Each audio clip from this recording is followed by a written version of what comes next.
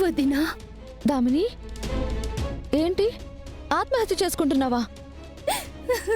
నీకేమైనా పిచ్చి పట్టిందా? అయినా ఆత్మహత్య చేసుకునేంత పిరికిదానివా నువ్వు? ధైర్యంగా బ్రతికే పరిస్థితి ఇప్పుడు నాకు లేదు వదినా. ఏమైంది ఇప్పుడు? గోడౌన్లో సరుకు తగలబడిపోయింది, అందులో నీ తప్పే ఉంది. ఇప్పుడు అది కాదు వదినా, సమస్య అప్పు. 100 కోట్ల డీల్ వచ్చిందని స్టాక్ తేవడానికి 100 కోట్ల ఫైనాన్స్ తీసుకున్నాను.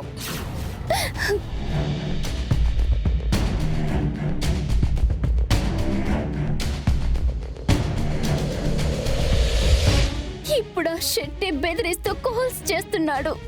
చేసిన అప్పు వెంటనే తీర్చమని ఫోర్స్ చేస్తున్నాడు.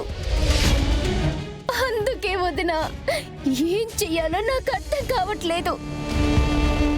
ఈ సమస్య నుండి బయటపడే దారే లేదు అని అర్థమైపోయింది. అందుకే ఆత్మహత్య చేసుకుందామనుకున్నాను. పిచ్చిదానా, చచ్చిపోతే సమస్య నుంచి బయటపడతానని ఎలా అనుకుంటున్నావు? నీ చావు వల్ల జరిగిన నష్టం తీరదు. అంతకు మించి కుటుంబానికి ఎంతటి శోకాన్ని మిగిల్చిందని అవుతావో తెలుసా? నీకు అప్పిచ్చిన శెట్టి డబ్బులు అడుగుతున్నాడు. అయితే ఏంటి? వ్యాపారంలో నష్టపోయావంటే అప్పిచ్చిన ఎవరైనా డబ్బులు ఎలా వసూలు చేసుకోవాలా అని ఆలోచిస్తారు. అది తప్పు కాదు. అతనికి సామధానంగా సమాధానం చెప్పి తిరిగి డబ్బు ఇవ్వగలమన్న నమ్మకాన్ని కలిగించాలి దామిని. అంతేకాని అప్పిచ్చిన వాడి నుంచి తప్పించుకోవాలని చావును వెతుక్కుంటావా? ఇలా డబ్బిచ్చిన వాడికి అన్యాయం చేస్తావా? అది ద్రోహం కాదా? చూడు దామిని, నీ ప్రాణం తీసుకోవడం ఎంత పాపమో, సాయం చేసిన వారికి ద్రోహం చేయడం అంతకు మించిన ద్రోహం. చూడు దామిని, ఎంతో భవిష్యత్తున్నదానివి.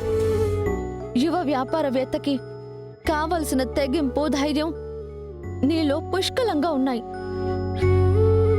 అందుకే కదా నీలో ఉన్న కసి, పట్టుదలని నమ్మి అత్తయ్య గారు ఈ బిజినెస్ కి అంత డబ్బుని సమకూర్చిచ్చారు. వదినా? అవును దామిని, అత్తయ్య గారు కానీ మేము కానీ ఏ రోజు నిన్ను వేరుగా అనుకోలేదు. నీ బలమైన ఆలోచనలు, తొందరపాటు నిర్ణయాల మూలంగా ఎక్కడ దారి తప్పిపోతావోనని అత్తయ్య గారు జాగ్రత్త చెప్పారే తప్ప ఏనాడు ఆవిడ నీ లక్ష్యానికి అడ్డు చెప్పలేదు.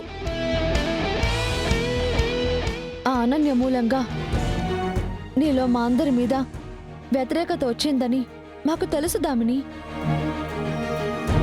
అందుకే నువ్వెన్ని మాటలన్నా, అమర్యాదగా మాట్లాడినా పెద్ద మనసుతో క్షమించామే తప్ప నీ విషయం ఎప్పుడూ పెద్దది చేయలేదు.